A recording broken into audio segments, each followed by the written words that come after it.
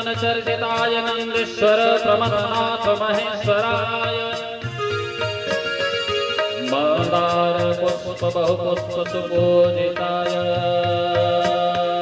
तस्मै नगाराय नमः शिवाय तस्मै नगाराय नमः शिवाय शिवाय गौरी वदनाब्ज विंद शिवाय गौरी वदनाब्ज विंद सूर्याय दक्षाधरनाशकाय सूर्याय दक्षाधरनाशकाय श्रीनीलकंठाय वृषध्वजाय श्रीनीलकंठाय वृषध्वजाय तस्मै शिकाराय नमः शिवाय तस्मै शिकाराय नमः शिवाय वसिष्ठ कुंभोद्भव गौतमाय वसिष्ठ कुंभोद्भव गौतमाय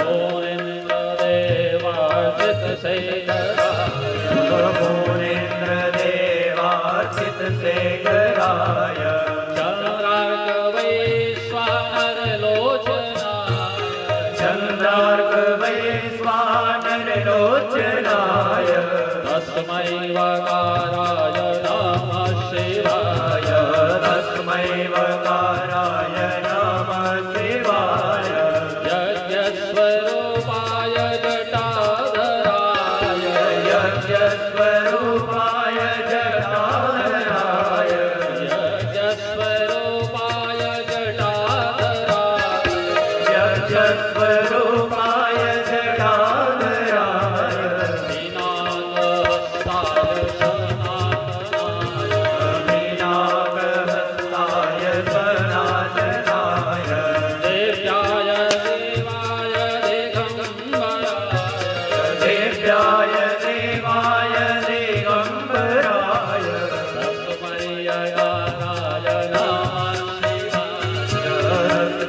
यकाराय नमः शिवाय तस्मै यकाराय नमः शिवाय तस्मै यकाराय नमः शिवाय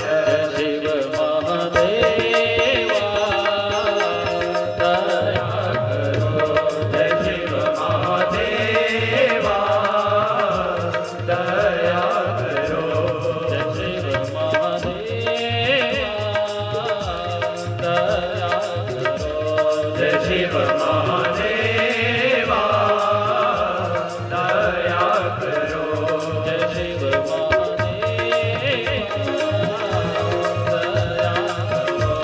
जय शिव महादेवा दया करो जय शिव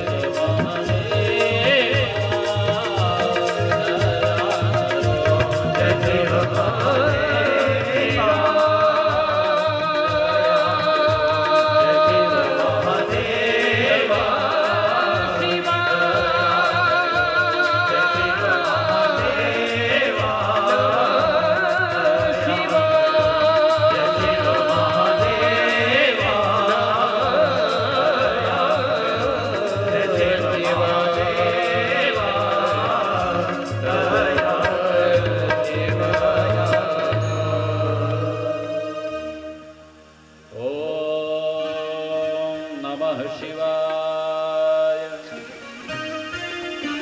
जो भगीरथ ने भगवान महाकाल भोलेनाथ को प्रसन्न किया है, कहते हैं भोलेनाथ पिनाकहस्ताय सनातनाय दिव्याय देवाय दिगंबराय, वो भगवान भोलेनाथ महाकाल प्रकट हुए हैं। ओहो, जटाओं को फैलाया है। उसी समय देवी भगवती गंगा ब्रह्मांड का भेदन करके जब नीचे उतरी तो कहते हैं भोलेनाथ ने अपनी जटा खोल दी। गंगा को अभिमान हो गया था ना, ब्रह्मांड का भेदन करके आऊंगी तो मेरे वेग को संभालेगा कौन। भगीरथ ने भगवान भोलेनाथ को प्रसन्न कर लिया। भोलेनाथ ने जटा फैला दिया। गंगा मैया जब आई ना, कहते हैं भोलेनाथ के जटा में कहाँ गई गंगा मैया पता ही नहीं चला।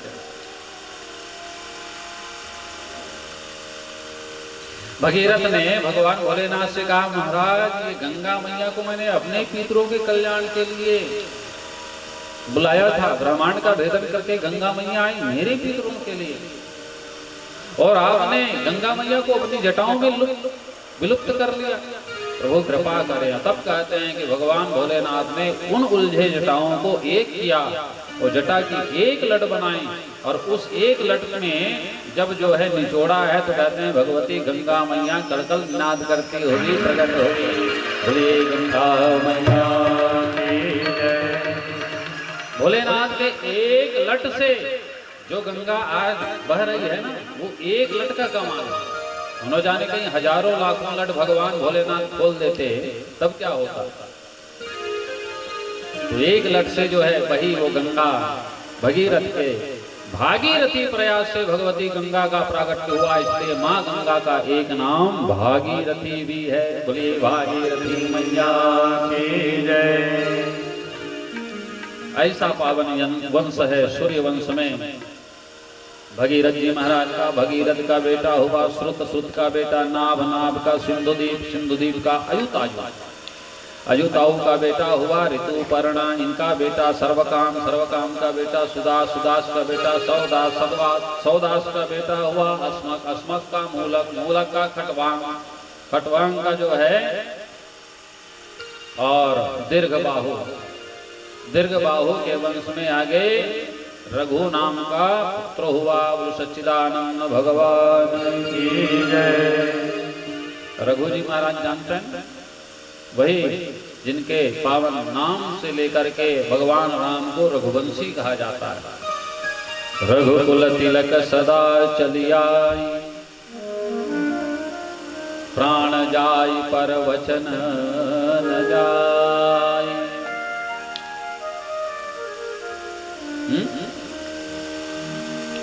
राजा रघु ने एक बार दान किया, एक ब्राह्मण दान लिया।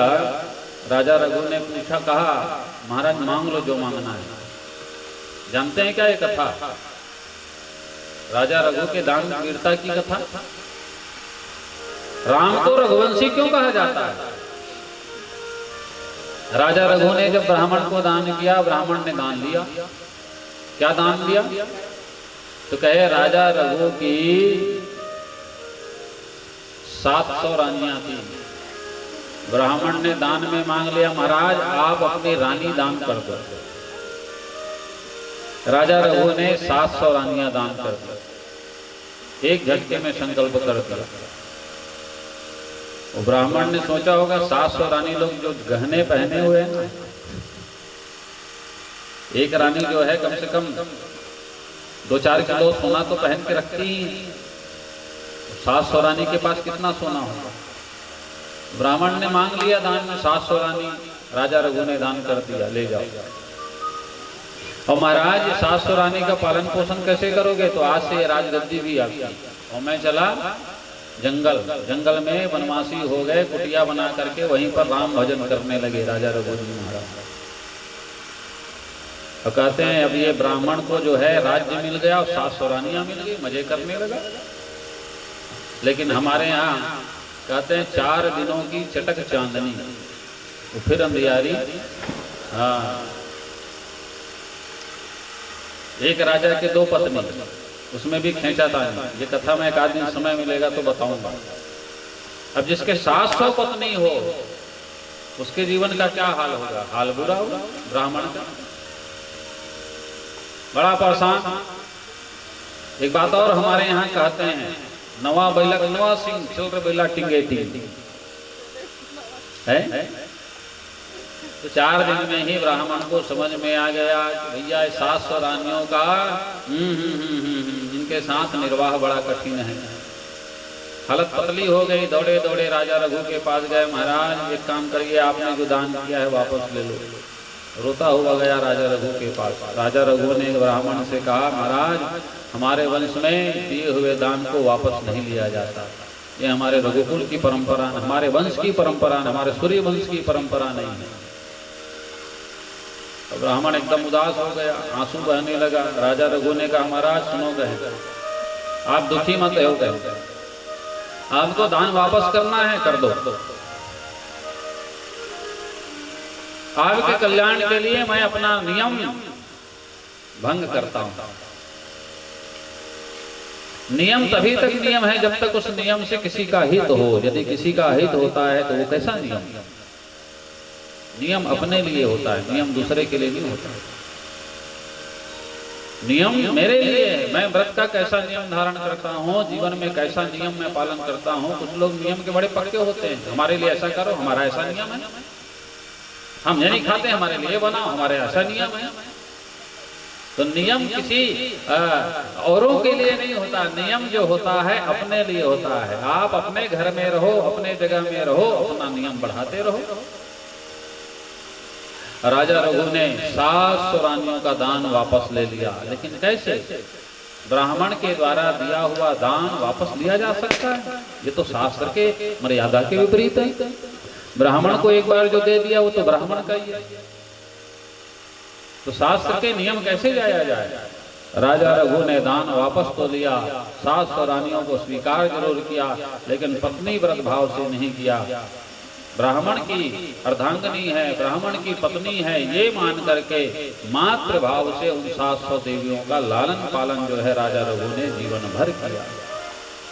दोबारा उनको पत्नी के रूप में नहीं, माता के रूप में स्वीकार किया। ऐसे राजा रघु जी महाराज कहते हैं, तो ब्राह्मण का आशीर्वाद आज भी रघुवंश में ध्वजा बन करके टंगा हुआ है। वो ब्राह्मण की उसी खड़ाऊ को राजा रघु ने सिंहासन में पधरवा दिया। रघुवंश में राजा भले ही बदलते रहें, लेकिन शासन केवल ब्राह्मण का चलेगा। ध्वजा जो है ब्राह्मण का आज भी लगा हुआ है रघुवंश में। चरण पादुका ब्राह्मण का आज भी राजगद्दी में पधराया हुआ है। रघुवंश में आज भी ब्राह्मण का वो चरण पादुका रखा हुआ है। राजा बदलते गए, लेकिन ब्राह्मणों का शासन नहीं बदला। रघुवंश में आज भी शासक ब्राह्मण ही है। राम जी राजा बने, लेकिन राज्य का संचालन किसने किया? राम जी ने ना। राम जी राजा बने, लेकिन राम राज्य का संचालन विश्वामित्र ने किया, वशिष्ठ जी महाराज ने किया। दशरथ जी महाराज राजा बने, राज्य का संचालन वशिष्ठ जी ने किया। ऐसा पावन है रघुवंश। इस रघुवंश के राजा हुए राम। राम के विषय में कितना कहें, राम तो राम ही है। रामचरित मानस तुलसीदास जी महाराज ने लिखा। राम जी कहाँ है? सबसे ऊपरी पायदान। 2 सीढ़ी केवल आपको चढ़ना है जी, बस राम वहीं पर मिलेंगे। पहला सीढ़ी है मानस का और दूसरा सीढ़ी है अपने चरित्र का। मानस को पवित्र बना लो, पहला सीढ़ी पार। चरित्र को पवित्र बना लो, दूसरा सीढ़ी पार। तीसरी सीढ़ी में राम जी स्वयं खड़े हुए हैं, आजान बाहु फैला करके। राम जी को आजान बाहु कहते हैं, लंबी भुजा वाला। आजान बाहु भगवान राम वहां खड़े हुए हैं। ऐसे रामचंद्र जी महाराज की पावन सुंदर कथा रघुवंश में आती है। लेकिन राम जी आते कहाँ हैं? तो कहे सत्य का पालन करने वाले हरिश्चंद्र के वंश में, सत्य का पालन करने वाले राजा दशरथ के घर में। हम लोग सत्यनारायण की कथा कराते हैं, साल में एक बार तो बिल्कुल पर कराते ही, पक्का। नहीं कराते तो साल में एक बार होना चाहिए। 12 महीने में एक बार सत्यनारायण का कथा होना चाहिए। सवर्ण नहीं कराओगे तो कौन कराएगा? हाँ? जी?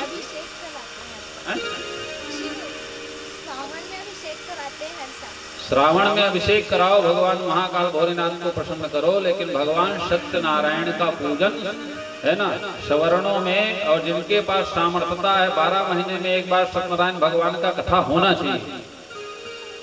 भगवान ने सामर्थ्यता दी है, तो सामर्थ्यता के अनुसार 12 महीने में एक बार भगवान सत्यनारायण का पूजन होना चाहिए। हमारे यहाँ तो गरीब गरीब किसान कराते हैं।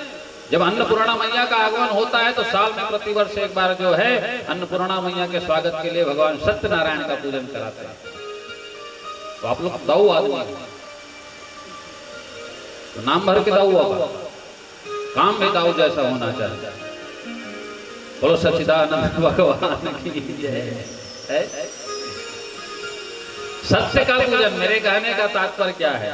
मेरे कहने का तात्पर्य यह है कि अपने जीवन में साल में कभी भी सत्य का दामन मत छोड़िए, क्योंकि सत्य है, सत्य नारायण है, जीवन में सत्यता है तो जीवन में शांति है। यदि शांति पूर्ण जीवन जीना चाहते हो तो भगवान सत्यनारायण का दामन पकड़ के रखिए। सत्य ही नारायण है। जीवन में झूठ का आचरण मत करिए, ये भी सत्यनारायण भगवान का ही पूजन है। ओम जय लक्ष्मी रमणा करने भर से सत्यनारायण का पूजन हो जाएगा क्या? नहीं, जीवन में सत्य का आचरण कीजिए। अब सत्यनारायण भगवान की 5 कथा है, उसमें बताइए सत्यनारायण भगवान की कथा है क्या? नहीं। जिन्होंने जीवन में सत्यनारायण का व्रत धारण किया, ऐसे 5 भक्तों की कथा उस जो है सत्यनारायण भगवान के पुस्तक में लिखी हुई है। उसमें कहा भगवान की कथा, उसमें तो भक्तों की कथा है। जिन्होंने भगवान सत्यनारायण का व्रत धारण किया, ऐसे महान भक्तों की कथा, चाहे वो लकड़हारा हो, चाहे वो शतानंद ब्राह्मण हो, चाहे वह तुंग ध्वज राजा हो। 2 राजा, एक क्षत्रिय, एक शूद्र और एक ब्राह्मण, 5 लोगों की कथा है उसमें। लेकिन किसकी कथा है? जिन्होंने जीवन में सत्य व्रत को धारण किया, ऐसे भक्तों की कथा सत्यनारायण भगवान की कथा है।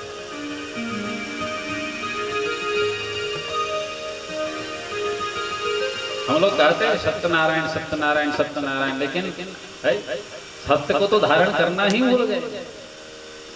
सदियों से कहा जा रहा है झूठ मत बोलो, झूठ मत बोलो। आदमी का घंटी बजता है ना, कान से लगा, हाँ कहाँ रहता मुंगेली में, बताता है मुंबई में। ये तो हालत।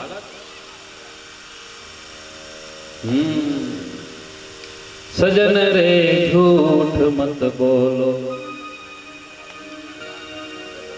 सजन रे झूठ मत बोलो, राम के पास जाना है, न हाथी है न घोड़ा है, वहाँ पैदल ही जाना है।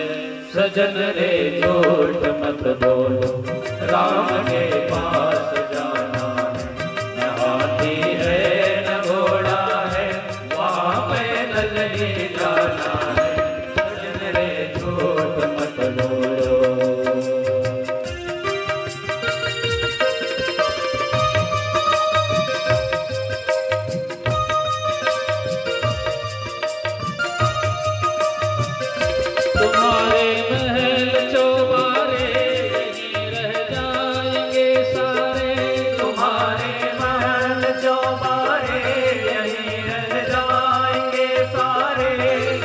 किस बात की प्यारे, अकड़ किस बात की प्यारे, ये सर फिर भी झुकाना है।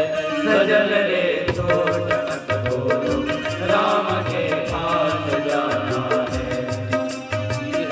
न घोड़ा है, वहाँ पैदल ही जाना है। सजन रे झूठ मत बोलो।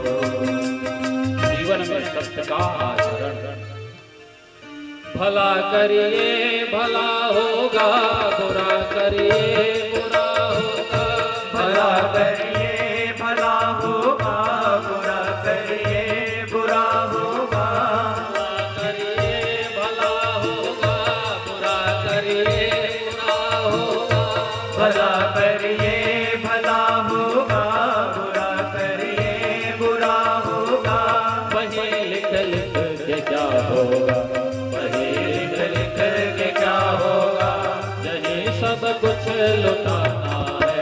सजन रे झूठ मत बोलो, राम के पास जाना है, न हाथी है न घोड़ा है, वहाँ पैदल ही जाना है। सजन रे झूठ मत बोलो, राम के पास जाना है।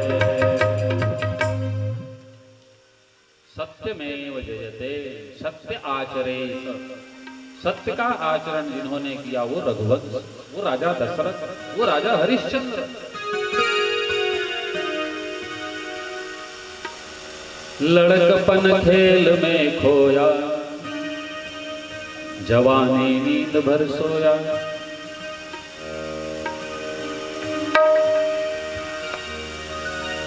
सारा जीवन ऐसे ही बीत गया।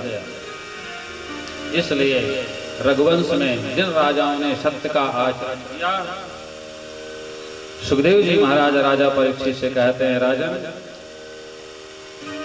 इसी राजा रघु के वंश में दशरथ जी महाराज, और दशरथ के घर में आए राम को रमयति इति राम, जो सब जगह रमण कर रहे हैं, जो सर्वत्र रमण कर रहे हैं, जो सब में रमण कर रहे हैं, वो राम।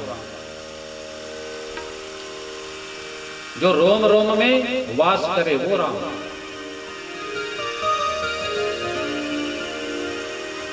राम जी महाराज कब आते हैं? तो कहे जब यज्ञ होता है तो राम जी महाराज प्रकट होते हैं।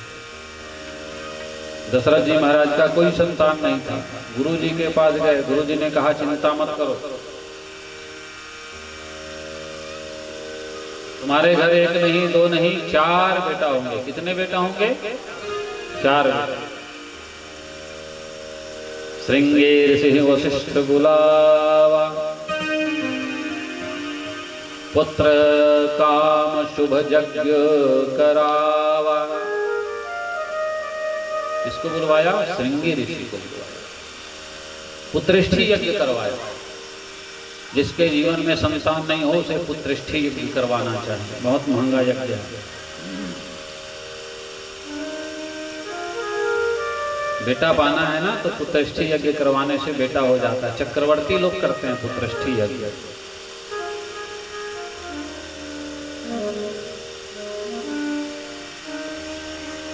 बहुत खर्चा आता है, लेकिन कम साधन वाला भी है। हरिवंश पुराण की कथा श्रवण करने से भी बेटा हो जाता है।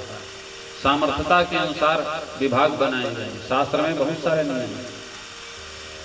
श्रीमद् भागवत का मैंने प्रारंभ के दिन कहा था, गोकर्ण कथा में श्रीमद् भागवत को भी नियम से श्रवण करने वाला, चाहे वह कितनी भी निपुतनी क्यों ना हो, उनको भी बेटा हो जाता है। श्रीमद् भागवत कल्प वृक्ष है। अपुष्पाकाक बंध्या च मृतार्भका, स्त्रवत गर्भा च या नारी तया श्राव्या प्रयत्नतः। श्रीमद् भागवत के महात्म में पद्म पुराण की ओर से कहा जा रहा है। पद्म पुराण स्वयं जो है इसकी घोषणा करता है। अपुष्पा, जिसके जीवन में पुष्प नहीं है, जिसके जीवन में कोई फूल नहीं है, कोई संतान नहीं है, उसे श्रीमद् भागवत की शरण लेनी चाहिए। कहीं से भी कराओ, नियम से श्रवण करना बहुत जरूरी है। ऐसा कोई नहीं कि कोई वक्ता विशेष को ही बुलवाना है। हाँ, बस ये देख लो कि वक्ता ठीक ठाक है कि नहीं। तो यदि श्रद्धा के साथ अपना जो है श्रीमद् भागवत का यह यज्ञ कराया जाए तो भी भगवान की कृपा हो जाती है। सुखदेव जी महाराज राजा परीक्षित से कहे, राजन,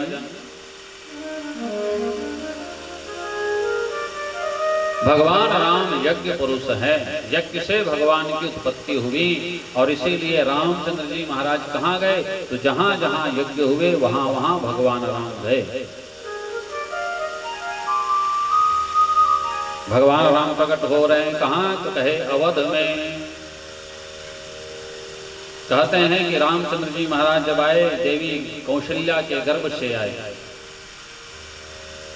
रामचंद्र जी महाराज ने देवी कौशल्या के श्री गर्भ से जन्म लिया। यज्ञ पुरुष हैं भगवान रामचंद्र जी महाराज।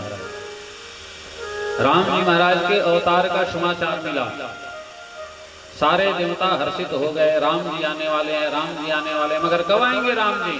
तो कहे नवमी तिथि मधुमास पुनीता शुक्ल पक्ष अभिजित हरिप्रीता। नवमी की तिथि भगवान आते हैं। नवमी तिथि मधुमास पुनीता, ये रामचंद्र जी महाराज के आने की तिथि। जय जय राम कथा, जय श्री राम कथा। थोड़ा सा गा लो। जिसे श्रवण कर मिट जाती है, सौ जन्म की व्यथा हो। जय जय राम कथा,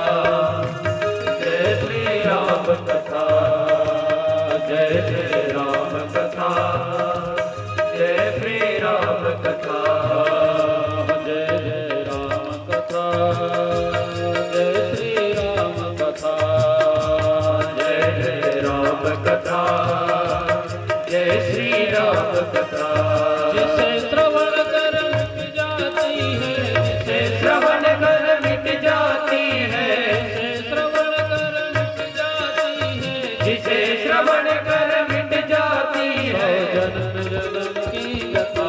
जय जय राम कथा, जय श्री राम कथा।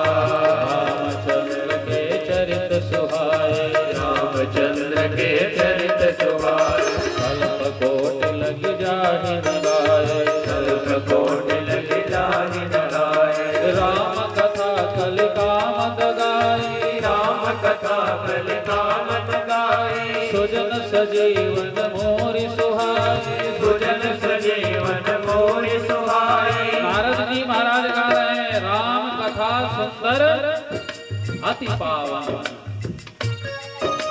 राम कथा कलिकामद गाई, राम कथा कलिकामद गाई। सुजन सजीवन मोरि सुहाए। सुजन सजीवन मोरि सुहाए। तेरा भी परमार्थ हो जाए, तेरा परमार्थ हो जाए।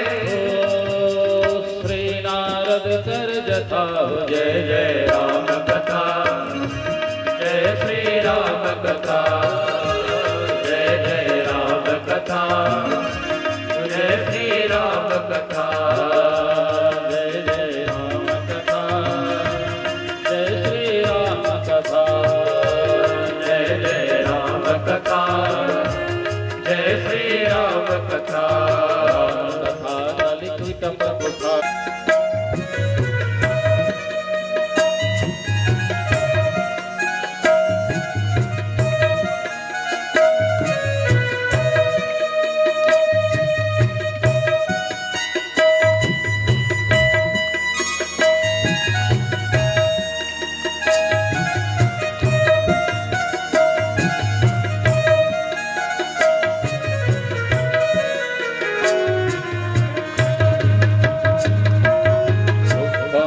शयाना निलये निजेति, नामानि विष्णो प्रवदन्ति नरकाः।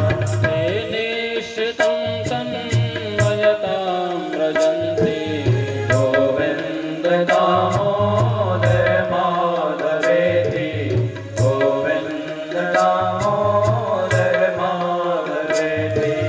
जिह्वेश दैवं भज सुन्दराणि, नामानि कृष्णस्य मनोहराणि। समस्त भक्तार्तिविनाशनानि। गोविन्द दामोदर माधवेति, गोविन्द दामोदर माधवेति।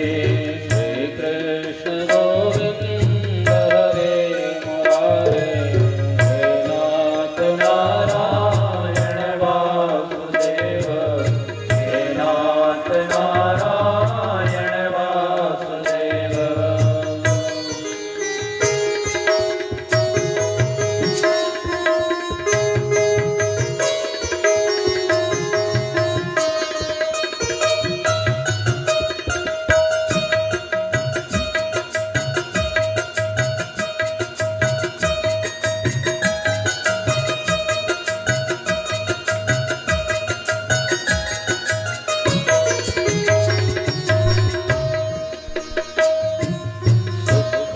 सुखावसाने इदमेव सारं, दुःखावसाने इदमेव गेयम्।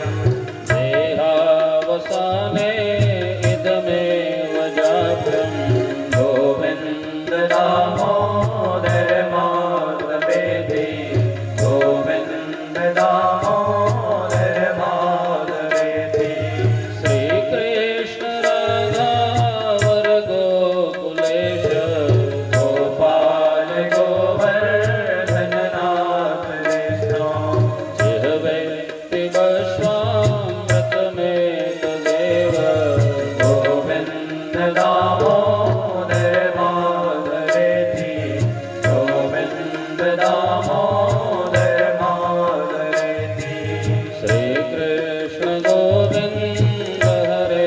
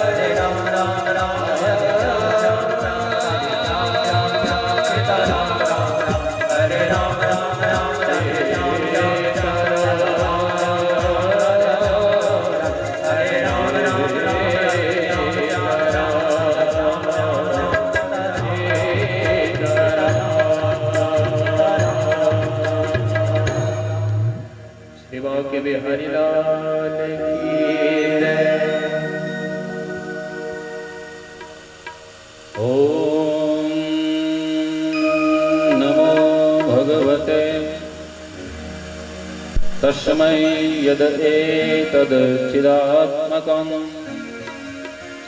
पुरुषायादिबीजाय परेशायाधि धीमहि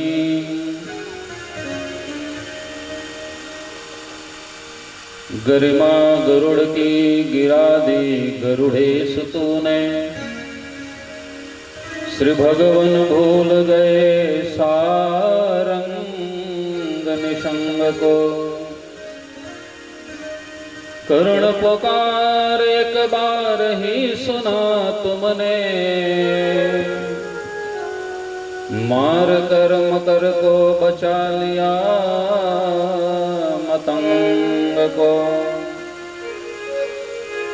पढ़े लिखे ना जब किए तप न किए गजराज रही मन फूल दिखाज के बुला लिए ब्रजराज।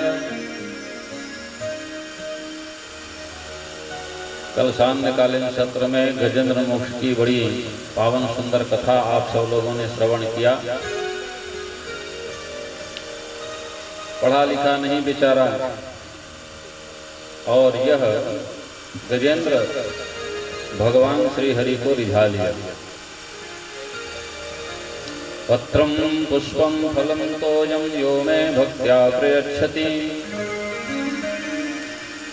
भगवान भाव के भूखे हैं, भाव से एक पुष्प भी निवेदन किया तो ठाकुर जी दौड़े चले आए। चांदकालीन सत्र में गजेंद्र मोक्ष की पावन सुंदर स्तुति हम लोगों ने किया।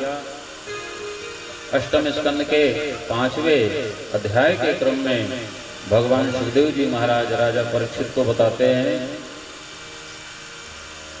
कि यदा दुर्वास सहसा पासेन्द्रालोकास्त्रयो नृप नेश्रिकांशा भवंस्तत्र नेषुरिज्जातयः क्रियाः। राक्षस और देवताओं की लड़ाई आज की नहीं है, बहुत पुरानी लड़ाई है। ये देवता राक्षस एक बार ब्रह्मा जी के पास पहुंचे, ब्रह्मा जी से पूछने लगे महाराज ये देवता बड़े हैं कि हम बड़े हैं? बूढ़े बाबा ब्रह्मा जी सामने में भला क्या कहते? यदि राक्षसों के से ये कहते कि देवता लोग बड़े हैं तो राक्षस लोग बचाते क्या? ब्रह्मा जी ने कहा ठीक एक काम करो भाई, देखो बड़ा कौन है और छोटा कौन है इसका निर्णय तो मुझे समझ में नहीं आता। एक काम करना कहे कि आने वाले बुधवार को तुम सब ब्रह्मलोक चले आना कहे, मेरे यहाँ भोज का निमंत्रण है, तो सब चले आना। और उसी दिन जो है फैसला होगा कि देवता बड़े हैं कि राक्षस बड़े हैं।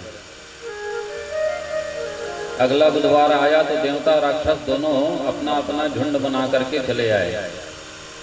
ब्रह्मा जी ने 56 भोग बनवाया था, लेकिन ब्रह्मा जी ने ब्रह्मलोक में 56 भोग बांटने से पहले देवताओं के सामने राक्षसों के सामने एक शर्त रख दी कि मेरे यहाँ भोज करने का एक नियम है, कहे मैं पहले हाथ में बांस की एक लंबी लंबी खपच्ची बांध देता हूँ, उसके बाद मेरे यहाँ भोजन किया जाता है।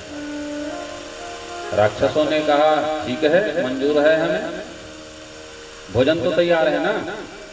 और फिर आपको वो वादा मालूम है कि नहीं है, हम में से बड़ा कौन है, देवता बड़े हैं कि हम बड़े हैं, ये फैसला भी आपको करना है। ब्रह्मा जी ने कहा अरे मुझे मालूम है, पहले भोजन तो निपटा लो। राक्षस लोग मन में विचार किए, भोजन में बड़ी सुगंधी थी। राक्षस लोग मन में विचार करते हैं कि यदि देवता पहले भोजन करने बैठ गए तो कहीं रसोई घर ही खाली ना हो जाए। तो इसलिए एक काम करते हैं, कहे हम लोग पहले भोजन करते हैं। राक्षसों ने ब्रह्मा जी से कहा हम पहले भोजन करेंगे। देवताओं ने हाथ जोड़ लिया, ठीक है भाई आप ही लोग भोजन करो पहले। और राक्षस लोग बैठे, ब्रह्मा जी ने सबके लिए बड़ा सुंदर जो है 56 भोग का आयोजन किया था, थाली लगवा दी, नाना प्रकार के अच्छे अच्छे जो है भोग पदार्थ वहां पर परोसे गए। लेकिन नियम के अनुसार ब्रह्मा जी ने कहा सब राक्षसों के हाथ में बांस की लंबी लंबी पट्टी लगा दो। लगा दिया। राक्षसों ने ब्रह्मा जी से पूछा महाराज यही नियम देवताओं के लिए होगा कि नहीं होगा? ब्रह्मा जी ने कहा मेरे यहाँ सबके लिए यही नियम है, कोई भेद नहीं। लंबी लंबी पट्टी बांस की बांध दी गई हाथ में। भोजन करने बैठे, 56 भोग सामने था, एक से एक सुगंधित पदार्थ है, लेकिन खाए तो खाए कैसे, हाथ मुड़ता नहीं है। कोई कोई राक्षस जो है थोड़ा सा ज्यादा बुद्धिमान थे, उसने रसो मलाई उठाया और उठा करके सीधा ऊपर लेकर अपने मुंह में निशाना लगाया ऊपर से। तो जिसका निशाना ठीक बैठ गया उसको एक आध पीस मिल गया। अब 10 निशाना लगेगा तो एक आध तो अंदर जाएगा ही जाएगा। रसगुल्ला है, मिठाई है, गुलाब जामुन जो भी है, काजू कतली, नाना प्रकार के भोग हैं वहाँ। निशाना लगा लगा करके देवताओं में से कुछ लोगों ने थोड़ा बहुत खाया। 10 बार के निशाने में एक आध निशाना जो है ठीक ठाक बैठ गया तो मिल गया। लेकिन ठीक वैसे ही जैसे जन्म जन्म के भूखे को कहीं छोटा सा एक जलेबी चखा दो तो भूख मिटती नहीं है बल्कि और बढ़ जाती है। राक्षसों की भूख और बढ़ने लगी, क्योंकि भोजन जो बना था बड़ा स्वादिष्ट था। अब रसगुल्ला है, गुलाब जामुन है, इमरती है, इसको तो निशाना लगा लगा करके कैसे भी खा लोगे। अब रबड़ी है सामने प्लेट में, उसको कैसे निशाना लगाओगे। तो कुछ राक्षस जो है वो रबड़ी का प्लेट ऊपर उठाए और वहां से धार बिल्कुल वसोधारा की तरह से अपने मुंह में डाले। लेकिन कहते हैं कि वो रबड़ाई वो निशाने में नहीं लगा। कुछ रबड़ी गाल में गिरा, कुछ नाक में गिरा, कुछ चेहरे में फैल गया, मुंह में तो ठीक से गया ही नहीं। राक्षस लोग ठीक से भरपेट भोजन नहीं कर पाए और मन ही मन ब्रह्मा जी के लिए भुनभुनाते हुए अंततः उठ गए। बारी आई देवताओं की तो राक्षसों ने कहा अब देखते हैं इन लोग कैसे भोजन करेंगे। हमारे हाथ में तो बांस की कपच्ची बंधवा दिए थे। राक्षसों ने देखा कि देवताओं के हाथ में भी बंधवा रहे हैं।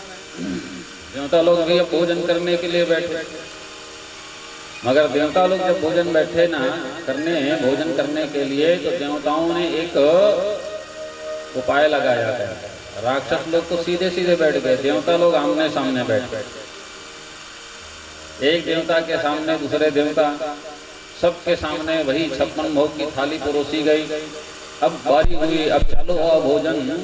तो एक देवता जो है अपने सामने वाले देवता से कहता है, ओ भैया वरुण देव एक काम करो, कहे मेरे पत्तल से एक लड्डू उठाओ बढ़िया मोती चूर का और मेरे मुंह में डाल दो।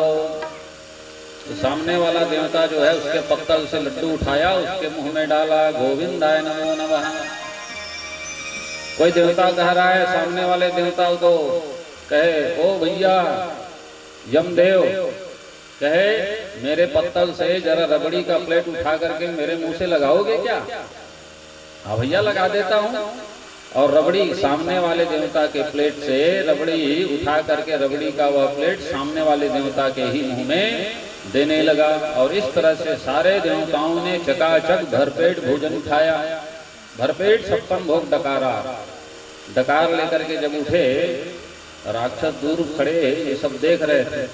राक्षसों ने मन में सोचा हमारे दिमाग में ये विचार क्यों नहीं आया, हम लोग तो कुछ खा ही नहीं पाए।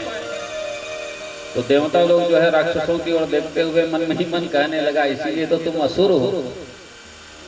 असुर का मतलब जिसके दिमाग में कोई सुर ही नहीं है वो असुर है। असुर सरावट वाले लोग देवता हैं। तो जब भोजन पूरा हो गया, सारे राक्षस जो है बौखलाए हुए थे। उन्होंने ब्रह्मा जी से कहा अब निर्णय ये करो, हमको तुम्हारे भोजन से कोई मतलब नहीं। निर्णय करो कि हमें और ये देवता लोग बड़े हैं कि हम बड़े हैं। ब्रह्मा जी ने हंसते मुस्कुराते हुए कहा, है दैत्यराजू ये बतलाओ कि अपने सामने पड़े हुए 56 भोग आप लोग नहीं खा पाए और भी कुछ निर्णय करना बाकी है। अब इतना जो है तो समझदार के लिए काफी है।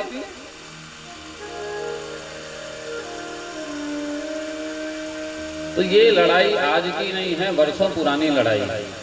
देवता और राक्षसों में बनती नहीं है, पड़ती नहीं।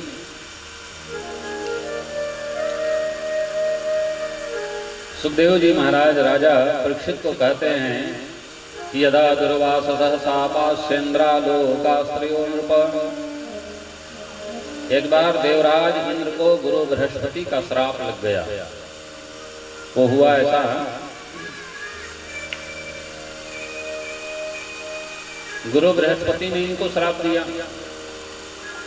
देवराज इंद्र को, क्योंकि इंद्र जो है कभी कभी अपने मन में बहुत अभिमान में डूब जाता है। तो उस समय जब श्राप दिया तो उस समय तो इंद्र ने गुरु बृहस्पति के वैकल्पिक गुरु के लिए दूसरे गुरु का चयन कर लिया था, विश्वरूप का चयन कर लिया था। लेकिन कहते हैं एक बार दुर्वासा जी महाराज ने इंद्र को श्रापित किया। दुर्वासा जी महाराज आए, इंद्र का सम्मान करते हुए उनको एक पुष्पहार दिया। दुर्वासा जी महाराज जैसे ही वो पुष्पमाला दिए, इंद्र ने थोड़ी दूर जाने के बाद वो पुष्पहार अपने गले से निकाल कर अपने हाथी को पहना दिया। हाथी ने मन में विचार किया कि जो माला मेरा राजा नहीं पहनता उस माले को मैं क्यों पहनता। हाथी ने निकाल करके अपने पैर में कुचल डाला। दूर से दुर्वासा जी महाराज ये सब देख रहे थे, वहीं पर बड़ा क्रोधित हुए, श्राप दिया, कहे इंद्र तेरा मद बढ़ गया है, मैं तुझे श्राप देता हूं, तू श्रीहीन हो जाएगा। राक्षसों को पता चला कि इंद्र को दुर्वासा का श्राप है, तो उन्होंने स्वर्ग में आक्रमण कर दिया। इंद्र का बल तो कमजोर हो गया था दुर्वासा के श्राप से, सारे देवता हार गए और स्वर्ग में राक्षसों का आधिपत्य हो गया, राज्य हो गया। सब देवता भगवान नारायण के पास गए, महाराज अब हम क्या करें, हमें पुनः अपने राज्य की प्राप्ति करनी है, पुनः स्वर्ग पाना है, कुछ उपाय बतलाइए।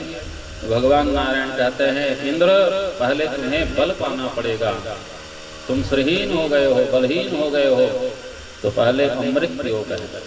और ये अमृत कहाँ मिलेगा, तो कहे ये अमृत समुद्र में छिपा हुआ है, इस अमृत को निकालना पड़ेगा, मंथन करना पड़ेगा, और मंथन तुम अकेले देवता लोग नहीं कर पाओगे। ये मंथन करने से पहले राक्षसों का भी सहयोग लेना पड़ेगा। तो जाओ राक्षसों को जाकर के निवेदन करो। कहे सारे देवता राक्षस राजा बलि के पास गए और नारा लगाते हुए गए, देवता राक्षस भाई भाई, देवता राक्षस भाई भाई, देवता राक्षस भाई भाई। ये है काम निकालने का युक्ति उपाय। जब समय कमजोर होना तो गधे को भी बाप बनाना पड़ता है। देवता लोग आए, राक्षस राज बलि से कहे महाराज हम कुछ निवेदन करना चाहते हैं। बलि ने कहा भाई तुम तो हमारे बहुत बड़े दुश्मन हो, तुम लोग क्या निवेदन करोगे। नहीं नहीं नहीं, आज से हमने दुश्मनी खत्म कर दी, आज से हम और आप भाई भाई। हमें पता चला है कि समुद्र में बहुत बड़ा खजाना छिपा हुआ है और उस खजाने को निकालने के लिए मंथन करना आवश्यक है। तो हम दोनों मिलकर के मंथन करेंगे, देवता और राक्षस। राक्षस राजा बलि ने कहा भाई हमें क्या मिलेगा। देवताओं ने कहा, इंद्र ने कहा जो भी निकलेगा समुद्र के मंथन से सब आधा आधा बांटा जाएगा। और इस तरह से तैयारी हुई, एक और देवता दूसरी ओर राक्षस। पहले देवता लोग मुंह की ओर थे, भगवान नारायण ने पढ़ा दिया था पहले से कुछ है ना, वो दुम मत पकड़ना कहे। वासुकी नाग को रस्सी बनाया गया, मंदराचल पर्वत को मथानी बनाया गया और सारे देवता मुंह की ओर जब खड़े हुए तो राक्षसों ने सोचा, मन में विचार किया, हो सकता है समुद्र मंथन के बाद जो अमृत मिलेगा निकलेगा वो वासुकी नाग के मुख की ओर से तो नहीं निकलेगा, इसलिए सब देवता इधर ही खड़े हुए। तो राक्षसों ने जोर से घोषणा की, कहे देखो सुनो, कहे समुद्र मंथन तो तभी होगा जब हम राक्षस लोग वासुकी नाग के मुख की ओर रहेंगे, तब मंथन होगा। देवता लोगों ने कहा ठीक है भाई, आप ही लोग मुख की ओर आ जाओ, हम लोग दुम पकड़ लेते हैं। तो राक्षस लोग बोले हाँ, हम लोग इतने गए गुजरे थोड़ी है जो वासुकी नाग का दुम पकड़ेंगे, हम लोग मुख की ओर रहेंगे। देवता लोग मन ही मन खुश हुए, बात बन गई, भगवान नारायण की युक्ति काम आ गई। तो सारे देवता पूंछ की ओर आ गए और जितने भी राक्षस थे वो सब वासुकी नाग के मुख की ओर। विलोक्य विघ्नेश विधिं तदेश्वरो दुरंत विरियो वितथाभिषन्धिः कृत्वावपो काच्छपम् अद्भुतं महत् प्राविश्यतोऽयं गिरिमुज्जहार। गुरु सुखदेव जी महाराज राजा परीक्षित से कहते हैं कि जिस समय मंथन प्रारंभ हुआ तो मंदराचल जो है वो रसातल में डूबने लगा। क्यों? क्योंकि विघ्नेश विधिं तदेश्वरो, कोई भी शुभ कार्य जब होता है तो प्रारंभ में विघ्नराज का स्मरण करना पड़ता है। गणेश जी का वंदन तो किए नहीं थे और खींचातानी चालू कर दिए, तो रसातल में डूबने लगा मथानी जो है मंदराचल पर्वत। सब देवताओं ने भगवान से कहा महाराज कृपा करो, अवतार लो। और कहते हैं कि इसी समय सारे देवताओं के काम बनाने के लिए भगवान ने एक रूप धारण किया। कौन सा रूप? तो कहे मंदराचल पर्वत को पीठ में धारण करने के लिए भगवान का एक रूप यहाँ पर सामने प्रकट हुआ भगवान का कच्छपा अवतार। बोलो कच्छप नारायण भगवान की जय। भगवान कच्छप नारायण बनकर के आए। मंदराचल पर्वत का भार अपने पीठ पे धारण किया। फिर से जो है मंथन प्रारंभ हुआ। भगवान स्वयं कच्छप बनकर मंदर का भार संभाल रहे।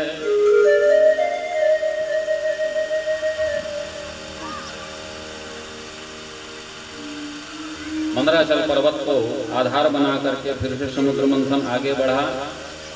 नाना प्रकार के रत्नों की झड़ी लग गई। श्रीणि अम्बा वारुणी अमी शंख गजराज। श्री मणि रंभा वारुणी अमी शंख गजराज। कल्पद्रुम शशिधेनु धन धनवंतरी विषवाज। कुल मिलाकर के 14 रत्न वहां से प्रकट हुए। रत्न तो बहुत सारे हैं, लेकिन विचार हमें जिनमें करना है वो पहला है जहर और दूसरा है अमृत। जहर निकला तो सारे देवता घबरा गए, राक्षस घबरा गए। जहर कोई नहीं पी सकता। जितने भी देवता हैं सब दौड़े दौड़े भगवान भोलेनाथ के शरण में भागे। भोलेनाथ कृपा करो। अब भोलेनाथ के पास सारे देवता और राक्षस गए। हलाहल का वह बड़ा भयानक पात्र लेकर। देव देव महादेव भूतात्मन भूत भावन। त्राहिनः शरणापन्ना त्रैलोक्य दहनात्रिसा। भोलेनाथ हम आपके लिए भेंट लेकर के आए हैं। भगवान भोलेनाथ ने हलाहल का पात्र देखा। देवता भी भगवान भोलेनाथ के लिए और राक्षस भी भगवान भोलेनाथ के लिए अर्जी करते ही रहते। देव और राक्षस दोनों को भगवान भोलेनाथ से प्रेम है। भगवान भोलेनाथ सबसे प्रेम करते हैं, इसलिए देवों के देव महादेव हैं। नारायण के जितने भी भक्त हैं उनमें अधिकांश लोग सात्विक हैं। भगवान शिव के जो भक्त हैं, नारायण के भक्तों में कौन की इसकी संख्या है तो कहे देवताओं की संख्या, मनुष्यों की संख्या। लेकिन भगवान महाकाल भोलेनाथ बुद्ध भावन, क्या देवता क्या मनुष्य क्या राक्षस, तीनों वर्ग भगवान भोलेनाथ की उपासना करते हैं। तो भोलेनाथ तो सबका हित ही सोचेंगे और सबका कल्याण करने के लिए भूत भावन भगवान भोलेनाथ ने वह हलाहल का पात्र लिया। एक ही घूंट के पीते ही खाली वह विष का जाम हुआ। पड़ गया कंठ नीला प्रभु का तब नीलकंठ शुभ नाम हुआ। बोलो नीलकंठ भगवान की जय। विष की वह ज्वाल बुझाने को शशि चंद्र माथ में लाते हैं। तब नीलकंठ के साथ साथ प्रभु चंद्रमौली कहलाते हैं। पहले तो भगवान का कंठ नीला पड़ा तो भगवान ने क्या किया? जब कंठ में जहर के कारण जब दाहकता होने लगी तो भगवान शिव ने गले में सर्प लपेट लिया। और सर्प का जो नीचे वाला भाग होता है ना वो ठंडा होता है, ऐसा कहते हैं। हमने कभी छुआ नहीं है, आपने छू के देख लिया ना, बड़ा ठंडा होता है। तो गले में लपेट लिया भगवान। फिर भी जो है शांति नहीं मिल रही थी। यहाँ का जो आग है वो यहाँ चढ़ रहा था। तो भगवान ने चंद्रमा का आवाहन किया और चंद्रमा को अपने शीश में धारण किया। तो भगवान का नाम चंद्रमौली हो गया। पहले नीलकंठ बने, बाद में चंद्रमौली बने। भगवान शिव ने हलाहल पी लिया, जहर पी लिया। जहर पीने की का जो क्रम है, तरीका है, वो भगवान भोलेनाथ के पास ही है। कैसे पिया होगा? कहते हैं भोलेनाथ ने राम का नाम लिया और जहर पी लिया। राम के नाम में बहुत ताकत है। हलाहल जहर का पात्र सामने है, विष भरा हुआ है।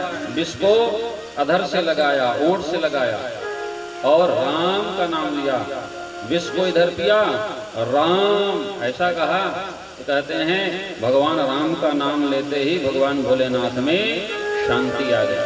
तो विष और राम जब दोनों मिल गए तब क्या हुआ? तो कहे विश्राम, भगवान जो है भोलेनाथ विश्रांति को प्राप्त करने लगे।